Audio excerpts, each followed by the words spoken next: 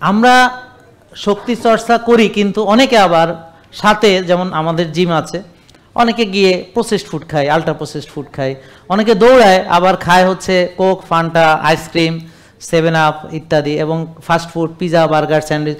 ওদের ধারণা আমি তো ব্যায়াম ট্যাম করি, দৌড়াদৌড়ি করি, তো আমি যা খাই একটা খেলেই হলো, বিকজ আমি বার্ন করি। কিন্তু রিসার্চ বা গবেষণা বলছে এটা সত্য নয়।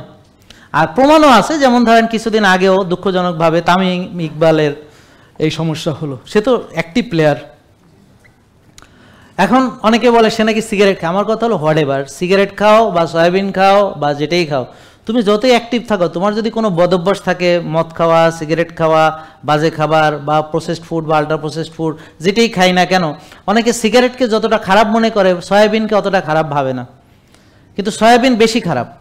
অনেকে মদকে খারাপ মনে করে, কিন্তু চিনিকে অত খারাপ মনে করে না। দেখেন, আপনি যদি এখন একটা মদের বোতল নিয়ে মদ খান, তাহলে সবার সামনে কিন্তু খাইতে পারবেন না, কিন্তু এখানে ভরা মজলিসে সবাই মিলে একসাথে কোক, ফান্টা খাইতে পারবেন। আমার কথা বুঝতে পারছেন না? তাতে কি হচ্ছে, এই জিনিসটা বেশি খাওয়া সম্ভব, এবং টেবিলের নিচে যে খাইতে হয় না, লুকায় খাইতে হয় না, সবার সামনে খাওয়া যায়, বরং খাইয়ে আবার গর্ব করা যায়। যেমন আমি ওদিন কালকে একটা ভিডিও করেছি, দেখবেন বনের ভিতরে হাঁটতেছি, তা ওখানে অনেক বান্দর টান্দর আছে আর কি, হ্যাঁ, ওরা আইসা মানে খাবার দাবার পাইলে হয়ে যায়। তা আমি দেখলাম যে ইদানিং বানররা, এর আগের বার গেছি, পরে দেখি তারা খুব অ্যাগ্রেসিভ ছিল, কারো চিপস টিপস নিয়ে যাচ্ছে, কারো এটা কেড়ে নিচ্ছে। তো এবার দেখি যে ওরা অনেক ভদ্র। আমি বললাম ব্যাপার কি?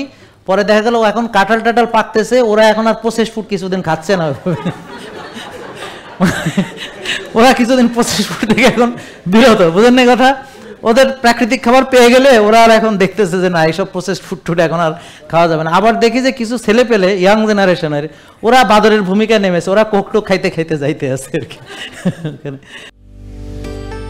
জেকে লাইফস্টাইল, ওষুধ মুক্ত সুস্থ জীবন।